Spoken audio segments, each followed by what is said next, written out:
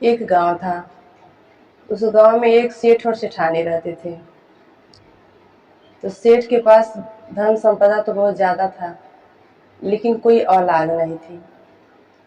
तो सेठ तो आदमी ठहरे, उनको तो कोई फिक्र परवाह नहीं थी, लेकिन सेठानी बहुत दुखी रहती थी कि हमारे पास इतना धन संपदा है और मेरा कोई खाने वाला नहीं है, हमारे पास कोई औलाद नहीं है। तो सेठानी बड़ी दुखी रहती थी। और जब गांव के औरतों के साथ बैठती थी तब अपना वो लोग भी अपना तरह तरह की बातें गांव की औरतें कहती थी, तो सेठानी को बड़ा दुख होता था।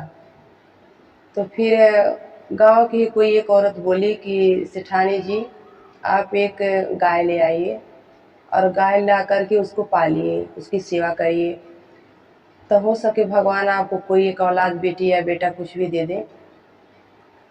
और गौ का सेवा करने से बड़ा पुण्य मिलता है। तो सेठानी जी को उस औरत की बात समझ में आ गई। तो सेठानी जी सेठ जी से बोली कि और एक गाय ला दीजिए, हम उस गाय की सेवा करेंगे, उसको पालेंगे, उसको खिलाएंगे पिलाएंगे, अच्छी तरह से रखेंगे।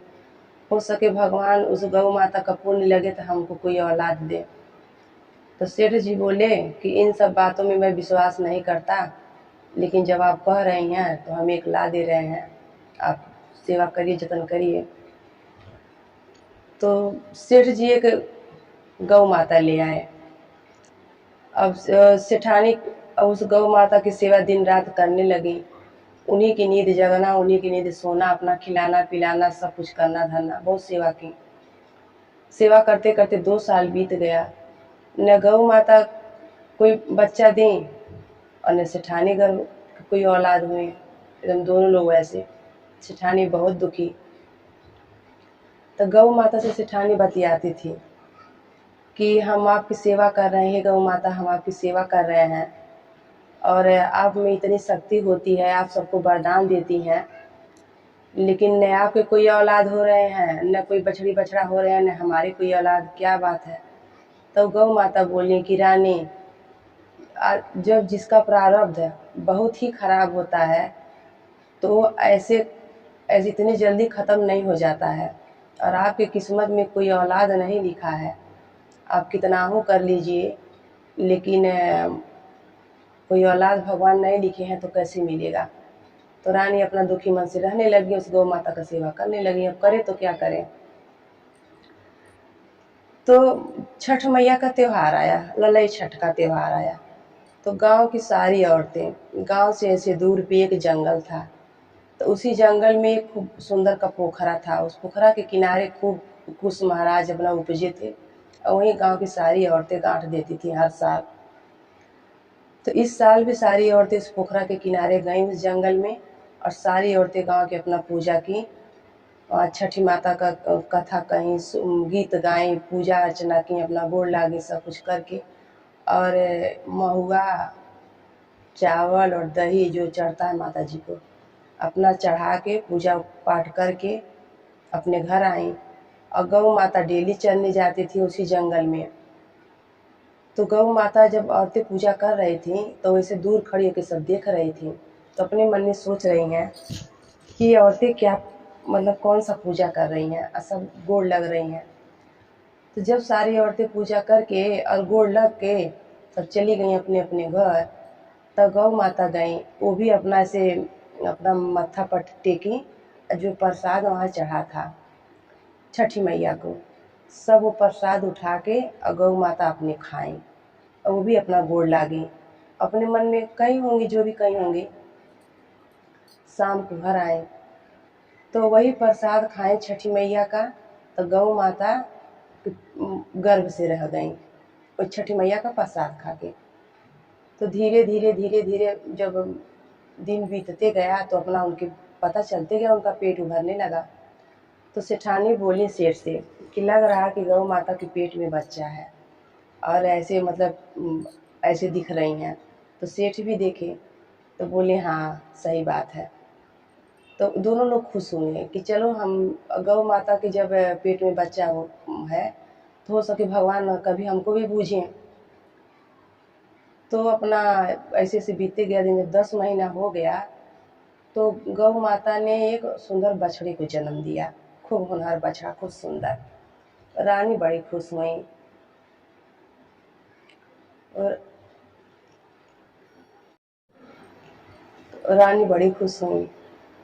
तो रानी सोची कि जब मतलब आज मेरी गैया बछड़ा दे दी है, तो अपना खूब गाय की सेवा करने लगी, बछड़े खूब सेवा करने लगी। लेकिन रानी के मन में एक बात खटक रही थी।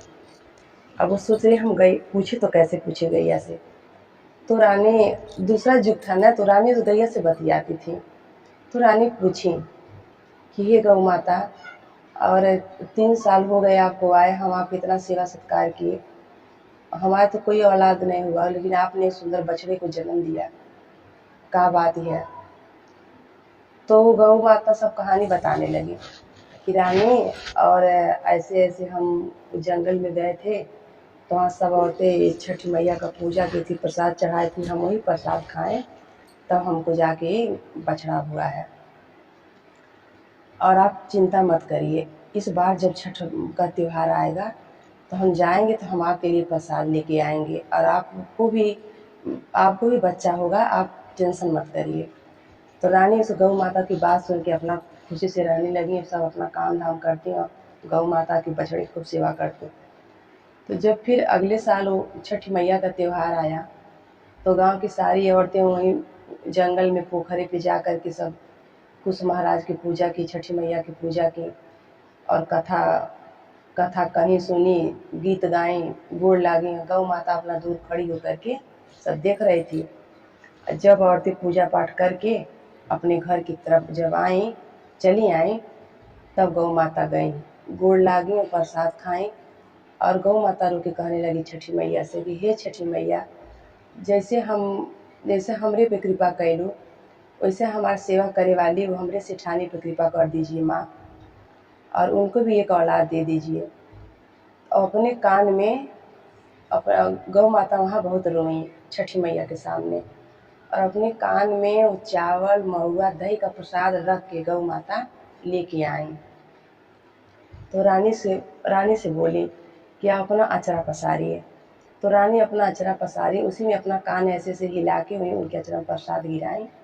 तो वही अचरा का प्रसाद वही वो सेठानी खाई, और जब सेठानी खाएं तब उनको गर्भ रह गया। और 9 महीने के बाद खूब सुंदर सेठानी ने खूब सुंदर बेटी को जन्म दिया, और सेठ सेठानी दोनों खुश रहने लगे।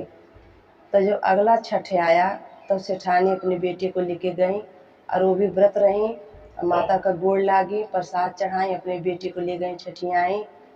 और छठी मैया से कहीं हे छठी मैया, जैसे हमरे गैया के दिन बहुरौलू, हमार दिन बहुरौलू, वैसे हे छठी मैया सब बहनन के जे आपके व्रत करे वहू के, जे न करे वहू के, सबके दिन बहुरैया हे छठी मैया। बोलो छठी मैया की जय, बोलो छठी मैया की जय।